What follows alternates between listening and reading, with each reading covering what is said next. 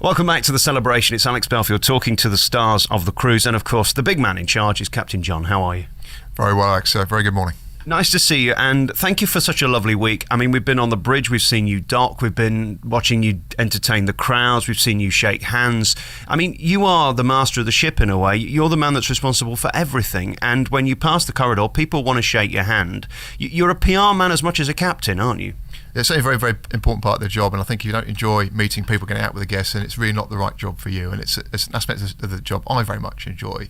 The ship handling is great fun. It's something that I do take a pride in, but also like to get out to meet the guests and get around the ship, and that's very enjoyable as well.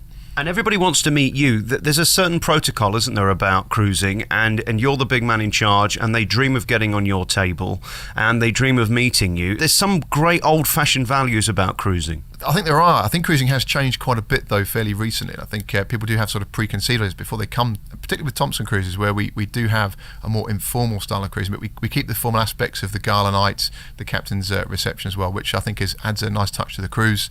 But you're quite right. It's nice to have a nice group of guests on the table. Very, very enjoyable indeed. But it's nice to get out and meet everyone at the gala night as well. Yeah. Been a fascinating week for me seeing how many people are involved on this ship. I mean, there's over 500 staff, something like that. It's incredible. You have to have medical teams, you have to have engineers, you have to have people who can get the ship in and out of port, you have to get people who cook. I mean, it's a huge operation, this, isn't it? It is. You're quite right. Actually, today we've got 534 officers, staff and crew, 25 different nationalities, all working together.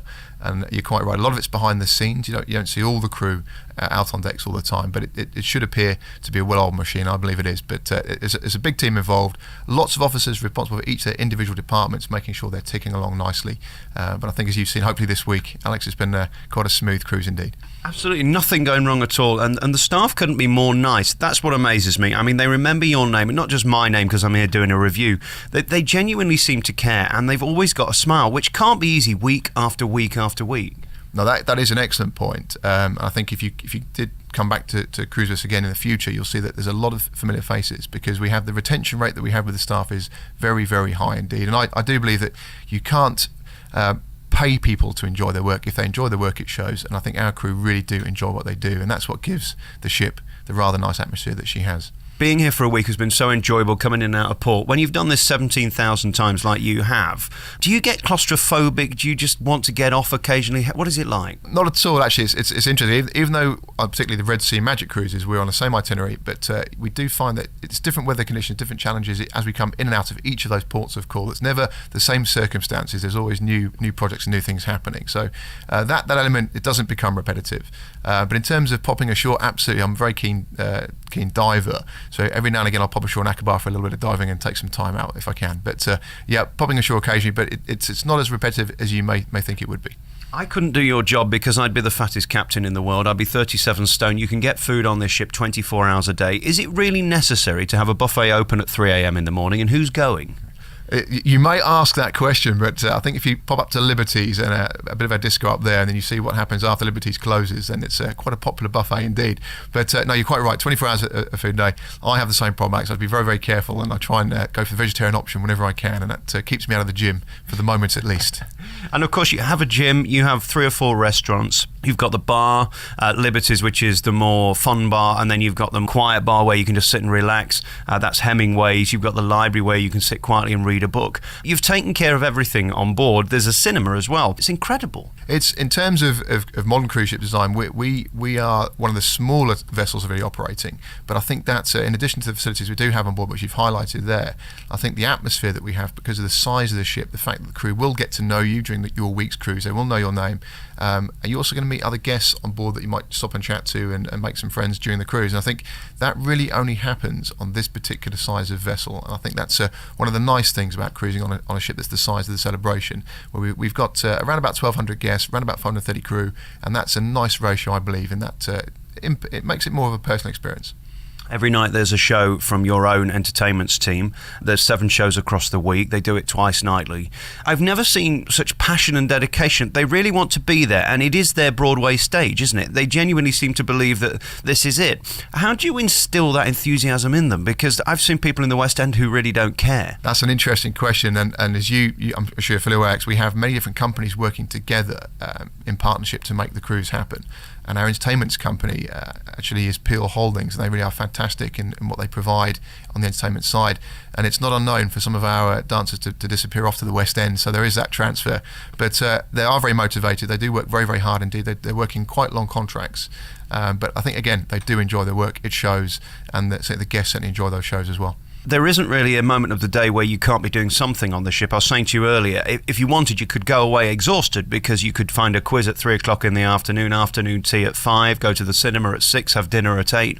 By 10:30 there's a show, there's a late disco. You make sure that there's something for everybody almost 24 hours a day. That's absolutely correct, and I know you've met our cruise director, Bram Lorenz, already, and Bram is certainly in charge of making sure there is always something to do for the guests to enjoy. Those guests that aren't off on tour, seeing the local sites, they can certainly enjoy their day on board. Make it as relaxing as they like, or they can certainly fill the day, as you say. But it's quite common that a guest will do 1 week with us in the Red Sea, often would like to come back for a second week to do the bits they missed on their first cruise. I decided not to go and see what all the different attractions and go to the various places and ports we've come into, because I thought I'd be missing the cruise experience. It's odd, isn't it, that you're paying to be on a cruise and then you go off. It's horses for courses. If you want to go and see the pyramids, you can. Equally, you can sit there and just enjoy the sun. No, you're quite right, and I think it appeals to different people with different cruise tastes. But somewhere like the Red Sea, we have some fantastic excursions.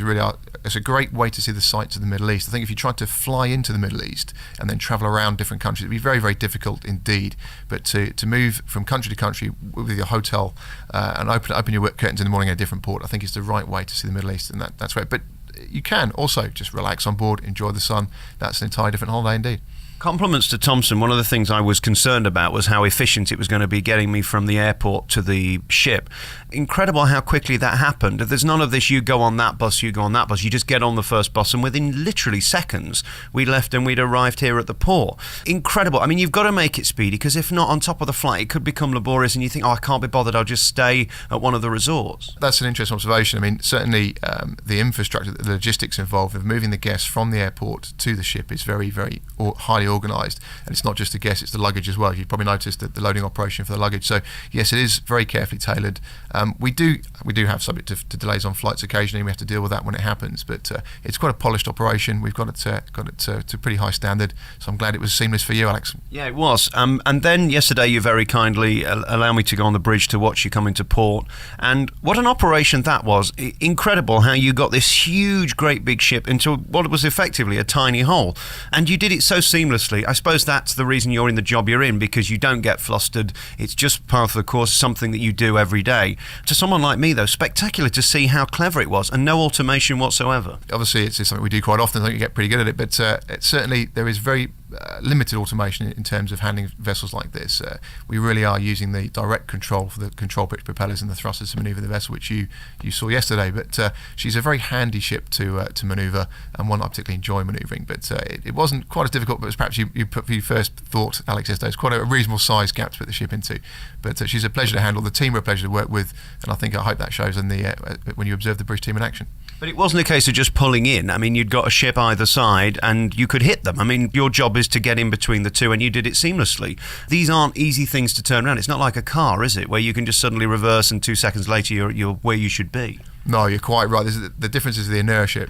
We're looking at 22,000 tonnes of steel, bunkers, water, ballast, people, and so it's very important that you control that inertia. It's all about energy management, really, in terms of how we control the ship, and we do things way in advance. So it's all carefully planned. The manoeuvring is carefully planned. Every now and again, we'll get the odd Egyptian pilot will throw us a challenge and put a ferry closer than we normally have, but certainly it's something we're very used to doing it. She's a lot of propulsion power there, almost 30,000 horsepower, 2,500 horsepower on the bow and stern thruster independently. So there's a lot of power to manoeuvre the ship, and she's quite handy in that respect. But you're quite right, very different to parallel parking your average Mondeo, I think. And very finally about you, do you get homesick? Because, I mean, you're here for weeks on end. I know you can fly people in and have guests on board, but this is a hard life, isn't it, really? I mean, I look at some of the staff in the kitchens and they say that one was from Manila yesterday and he said he won't be home for 3 months. He'll see his grandkids for a couple of weeks and then he'll be back. It's a tough life on board, isn't it? No, it is indeed, and I think when you first go to sea, your trip lengths and your ratio between working at sea and the time at home is quite biased in time. A lot of time spent at sea and more little time at home. As you progress through the ranks, that does improve, and that's one of the incentives at staying at sea for a long time. So the senior officers, like myself, we're pretty much working on a 1-for-1 rotation, so 3 months on board, 3 months at home. So it's a good balance between family life and working away. But for the more junior positions, then certainly it is more difficult, but they can choose to stay a little bit longer on leave, but it's obviously financially motivated about them coming back and working away again. But modern communications have helped an awful lot. We've now got Skype, we've got the internet, we can call home regularly.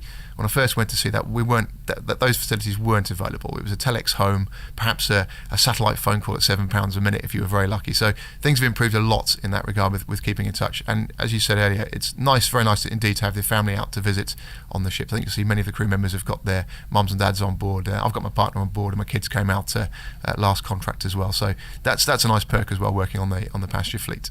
Captain John, thank you for having me on board for the last week. It's been incredible to see how you do all of this and meeting so many of your staff. They seem to genuinely love you and being on board the Celebration and doing the job they do. I think you've probably got to keep that optimism, because it would be a long season. I mean, some people are on for months on end, and to sort of do that day in and day out is incredible. The port's not the most glamorous in the world, but if you get off, you can see some incredible sights. If not, just stay and enjoy the sunshine. Where are you off to next? Because this isn't here through the summer, is it? This cruise finishes and then you go somewhere else. Indeed, that's correct. Yeah, coming up to the end of April, we head back north through the Suez Canal. Our home port for the summer season is Marmaris in Turkey, and we've got some cracking cruises actually up to Istanbul, Greek islands, and some of the Turkish ports as well. So it's a move for our summer season, and you'll notice that the crew are already looking forward to their change of position. It might be something to do with a rather nice swimming pool that we have in our turnaround port at Marmaris for the crew to enjoy. But yeah, we're all looking forward to our change to our summer cruising programme, and it breaks the season up very nicely indeed. Is there any time in your day for a bit of sunbathing? Not recently, no. Unfortunately, no. It's been a busy contract, this one, and there's lots of planning for our next coming wet docks and dry docks and things, so it's been a busy contract. But I try and pop off, as I say, for a spot of diving. Doesn't help with the tan, though. So it's not true that your only job is for a couple of hours to get in and out of port. That's not your only job. I wish it were. Alex. That's the very enjoyable part of my day, is a bit of driving, but there's an awful lot of administration, unfortunately. Captain John, thank you very much for talking to me. Been a pleasure. Thanks again.